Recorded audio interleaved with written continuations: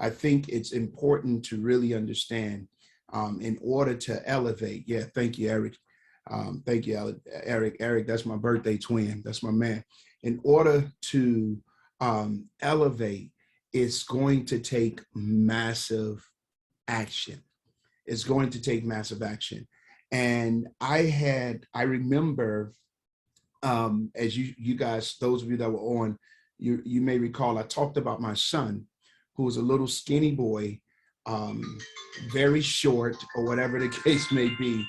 And my son literally was in a situation where he was practicing basketball. He was practicing basketball. And in practicing basketball, he was at 3 years old. He wanted to be like his brother who graduated from Northern playing D1 ball. And so he was in training. He was actively engaged. And he got to a certain point where, yeah, size 11 and a half shoe. Yeah, you got it. He got to a certain point where he's at the age he is now. He made 10 about 2 weeks ago. And before that, though, he could not make the team. He was not good enough to make the team. And he asked me to ask the coach, could he still come to practice? And so I asked, the coach allowed him to come to practice. The coach, he was the water boy, he was the towel boy for the team, but he wasn't good enough to make the team. The coach gave him a year and a half to elevate his game in order to make the team, because the team he plays for, about 60% of the people on that team are of the top ranked players in the nation in his age bracket, but he was not good enough. Well, now, of course, he's made the team, but he had to elevate his game, and he's still not at the level where he needs to be. And I'm going to talk to you about why not. Many of us have made some improvement to get to the next level, but we're still not at the level that we desire to be. And can y'all give me feedback in the chat if that makes sense? If Coach Dan is talking to you and that makes sense, give me feedback that you have made some strides, you've made some advancements, but the truth is you're still not at the level that you desire to be. Thank you. Because how do we get to that level? Why aren't we at the level that we desire or that we say we want to be? Now, we're going to have to be honest with ourselves. We cannot elevate until we do what that acronym tells us to do. And one of those things is engage. That E is engage. Now, I gave y'all a little bit of it earlier, but I want to really, could be a lot better. That would be me. Because when you engage in this particular setting, what you're seeking to do, there's 4 things that you must engage, and you must engage in it every day. There's 4 things. And we talk about money-making activities, and you know the activity sheet. There's 4 things that you must engage in every day. The first thing that you must engage in every day is you must engage in your organization. We must engage in Wakana. What does that mean? We must engage in Wakana. We must engage in the trainings. We must engage in the calls. We must engage in the events. All of those things is critically important if we're going to elevate to the level that we need to be at. We must engage. The second thing that we must engage is we must engage potential business builders. That's right. We must engage potential business builders. You have to do it. You have to do it. And we give you on the tracking sheet how many people you should connect with on a daily basis. You must engage with business builders. If you want to elevate, you can. And here's the deal: you cannot only engage in business builders, but you must engage with potential customers. Are y'all seeing it? So number one, you got to engage with the organization, and that's the training, the development, the events, and all of the things that's happening. Number two, you must engage with a potential customer. You must engage with the potential customer. Number three, you must engage with the potential business builder. You must engage with the potential business builder. It's essentially important. And number four, watch this, you must stay actively engaged in your why. Those are the four engagements. Now, in engaging, you're always learning. In engaging, you're always learning. Every time I do a presentation, every time I'm always reading, I'm always learning. You have to become a lifelong learner in the business that you're in. You want to become an expert in the field. When people look at you and feel as if you are an expert, then they can trust, they feel more comfortable in trusting you and following you. So it's imperative that you actively become a lifelong learner. So people are saying, hey, I'm a sprinter, I'm a jogger. Well, how are you doing 200 points a day, 7 days a week? What is it that you're doing? How are you making that happen? And so we learn, here's the thing, we learn from each other, because we have some diamonds that's in the organization. So we learn, we have people that have done, their organization has done $200,000 in a single calendar month. So we must learn from our peers. We must learn from the process. That is the sales academy training and all of those things. We must learn from our peers. We must learn from the process. We must learn from our problems. If you're really going to engage in massive action, we cannot get stuck on the problem. We have to learn from the problem so that we can overcome the problem. We learn from our peers, we learn from the process, we learn from our problems. Then we have to empower. What does that mean? Let's look at a Dr. Diamond Mooney. Let's look at a Phyllis Nash. Let's look at these individuals that are empowering their teams. Empowering their teams. What are they empowering their teams with? The information that they're learning. So if you're going to elevate in this massive action, if you're going to go to the next level, you're going to have to be able to become that type of leader that empower your team with the same information, the principles, the tools that you yourself are learning from. Right? And so we have to make certain that we properly position ourselves to elevate. And you can't do it without engagement. You can't do it without learning. You can't do it without empowering others. And empowering others means you give them the information that's needed. It makes certain that as a leader, your team has the information. They know where to be and when to be. They know what's happening and when it's happening.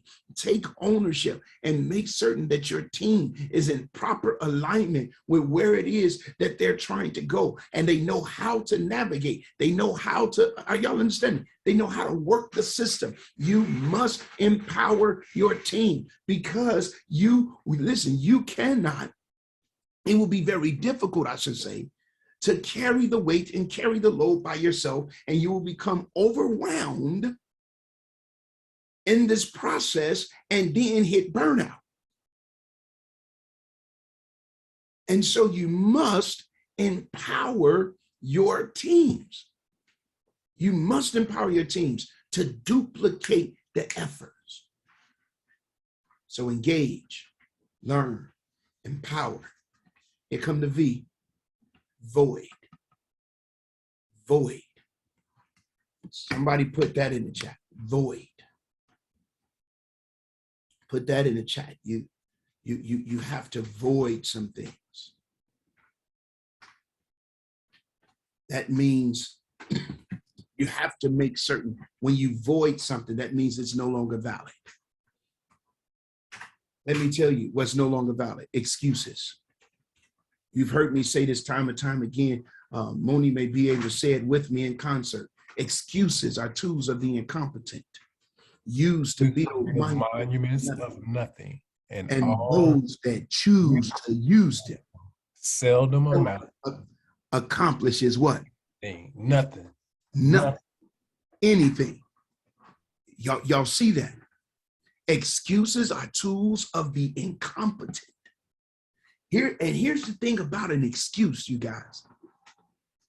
An excuse may be valid in its context, but it's rendered useless and irrelevant if it's contradicting the bottom line. Are y'all getting it? It may make sense, but it's nonsense if it affects your bottom line. And if you can justify where you are, you will never get to where you're going. And what excuses does is excuses gives you permission to justify your failure. Excuses gives you permission to justify your immobility or your lack of growth. Excuses. Void all excuses. Void the thought process of I can't. Because at the point, as I said it earlier today, at the point you say you can't, you won't.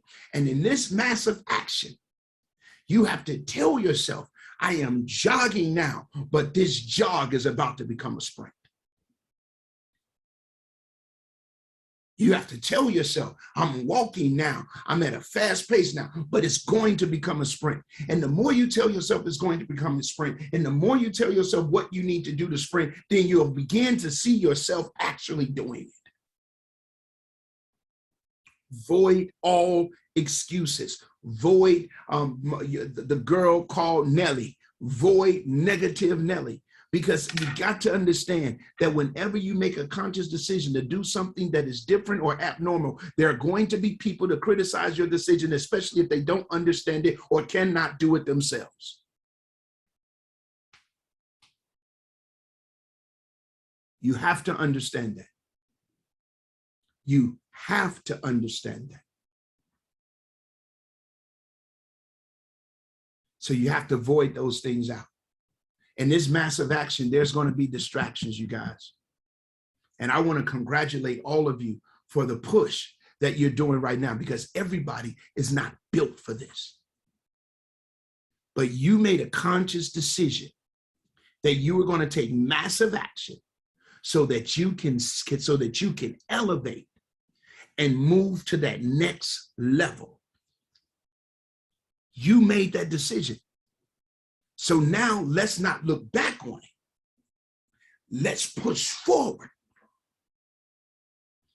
And that means you're going to push past, watch, those things and those distractions and those all of a sudden moments, and y'all know what I'm talking about, those I didn't plan, that phone call that came in that took all of your time. No, you have to void all of that out and render it no longer valid, because the only thing that matters in this moment outside of God, outside of your family, is making certain that you hit your goal.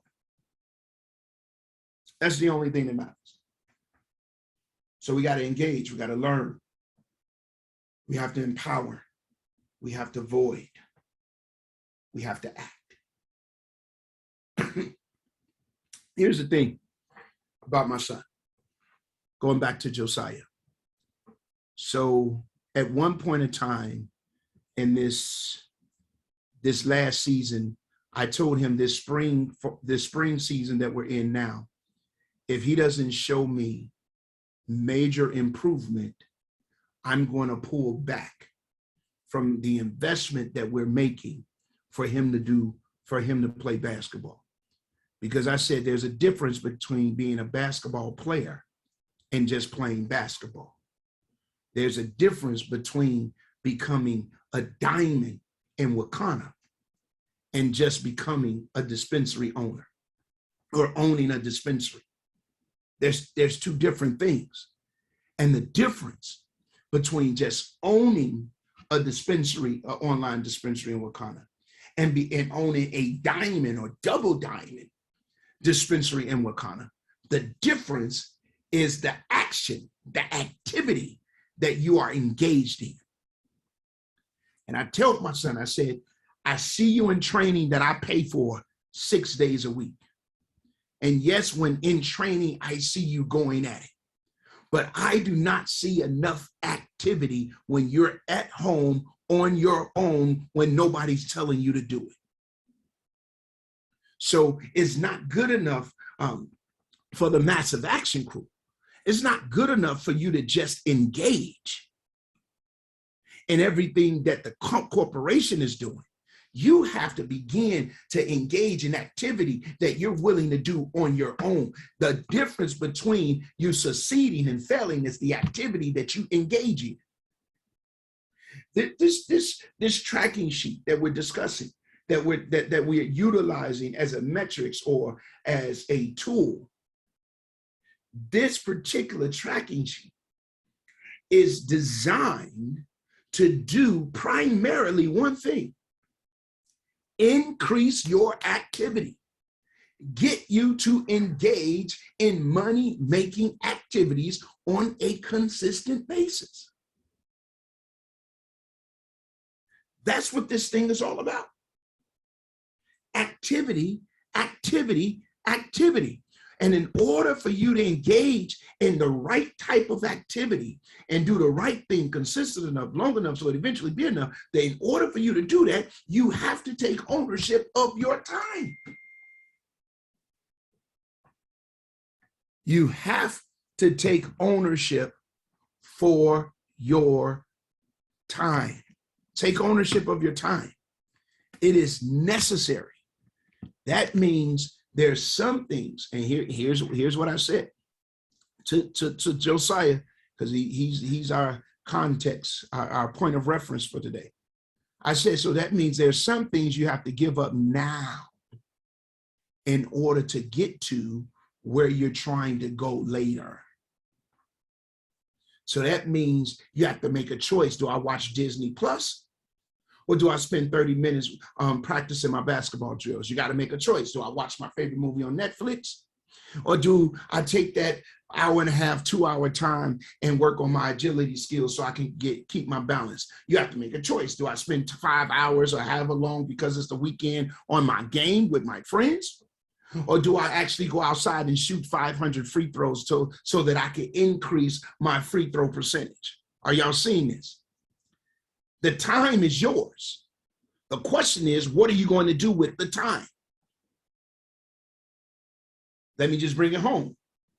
Do I just scroll on TikTok and not mention anything about CBD or Facebook or social media or whatever, just to get in everybody else's business?